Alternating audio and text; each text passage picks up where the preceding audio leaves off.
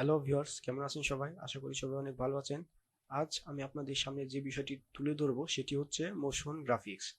অর্থাৎ আপনারা যারা গ্রাফিক ডিজাইনটি কমপ্লিট করেছেন এবং চাচ্ছেন গ্রাফিক্স ডিজাইনের থেকে বেটার কিছু শিখতে, তাদের জন্য আমি সাজেস্ট করব মোশন গ্রাফিক্স।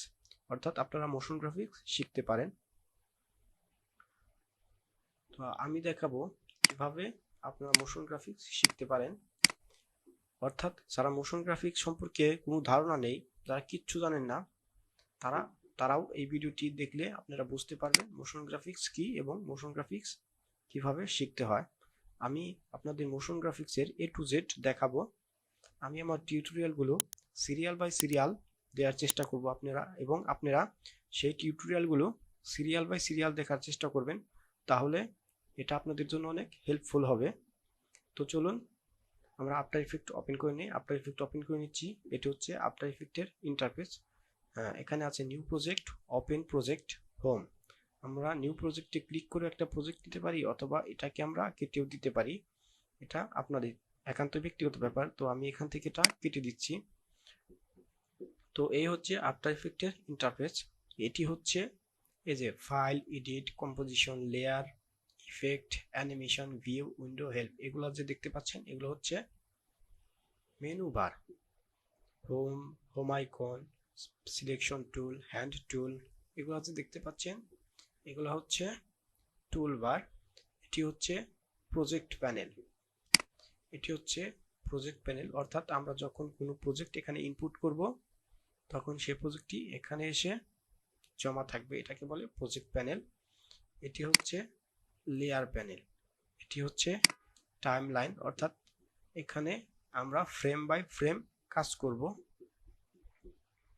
আর এটি হচ্ছে আপনার কম্পোজিশন, আর এটা হচ্ছে কম্পোজিশন প্যানেল।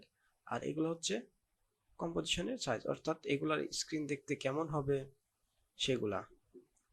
আর এখানে আপনার কালার, আমরা যখন কোনো শেপ বা কোনো ফন্টের কালার চেঞ্জ করব তখন এখানে কালারের অপশনগুলো আছে। তো এখন আমরা একটি কম্পোজিশন ক্রিয়েট করে নিব। কম্পোজিশন তিনটা পদ্ধতিতে ক্রিয়েট করা যায়। এখানে ক্লিক করেও কম্পোজিশন ক্রিয়েট করা যায়। তারপর আপনারা এখানে দেখতে পাচ্ছেন মেনু বারে আছে নিউ কম্পোজিশন, এখানে প্রেস করে আপনারা কম্পোজিশন ক্রিয়েট করতে পারবেন।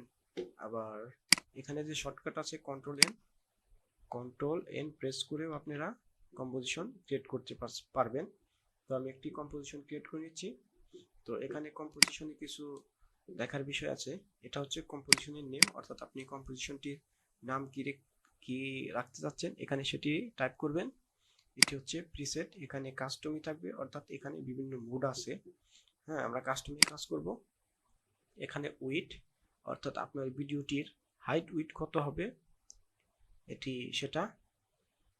পিক্সেল অ্যাসপেক্ট রেশিও, অর্থাৎ আপনার রেশিও কি হবে, স্কোয়ার পিক্সেল, D1 ডিবি, এটাকে আমরা স্কোয়ার পিক্সেলই রাখবো। এখানে ফ্রেম রেট, এটা হচ্ছে ফ্রেম রেট, অর্থাৎ এটাকে বলে ফ্রেম রেট। আমরা ফ্রেম রেট 30 নিয়ে কাজ করব, অর্থাৎ পার সেকেন্ডে কয়টা করে ফ্রেম থাকবে এটা সেই হিসাব করে বা সেই অনুযায়ী আপনারা দিবেন। আমি এখানে 30ই রাখবো, আপনারাও 30 রাখবেন। আর এখানে রেজুলেশন, এটা আমরা ফুল রাখবো। টাইম কোড এখানে কিছু করার দরকার নেই। আর এটা হচ্ছে ডিউরেশন, অর্থাৎ আমাদের ভিডিওটি কত সেকেন্ড, কত মিনিট বা কত ঘন্টার হবে এখানে সেই টাইমটা দিয়ে দিতে হবে। আমার এখানে আছে 1 মিনিট 30 সেকেন্ড।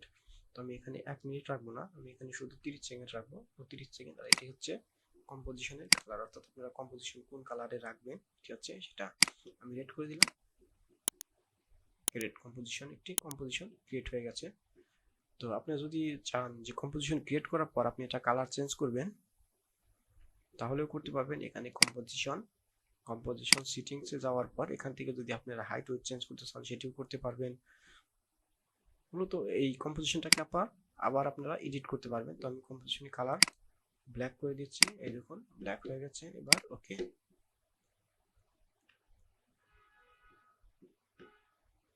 তো এই হচ্ছে আমাদের আফটার ইফেক্টের ইন্টারফেস। আগামী টিউটোরিয়ালে আমি শেপ দিয়ে, বিভিন্ন শেপ দিয়ে অ্যানিমেশন করে আপনাদের দেখাবো, এবং সেটি কিভাবে সেভ করতে হয় এবং রেন্ডার করতে হয় সেটি দেখাবো।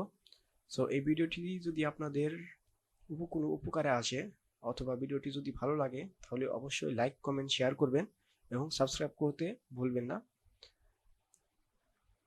তো আজ এ পর্যন্তই। ভালো থাকবেন, সুস্থ থাকবেন। ধন্যবাদ।